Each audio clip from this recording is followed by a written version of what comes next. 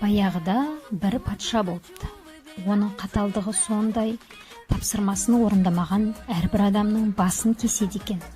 Бірде қатар-қатар сапқа тұрғызып, уәзірлеріне мына сіріңкеден дәл осылай тұрған күйінде ешқандай қол тигізбестен жұлдызша жасап беріңдер деп тапсырады. Білмеген уәзірлер бастары кесіліп, ең соңынан қалған уәзір ғана тауыпты. Қалай ойлайсыз? Қолын, аяғын жел тигізбей, үпірмей, қалайша жұлдыз шығаруға болады? Өзінің алдындағы уәзірлердің басының кесіліп жатқанын көрген соңғы уәзір қатты қорыққаннан көзінен жас тамып, дәл сол тамшының сіріңкенің ортасына түспесі бар ма?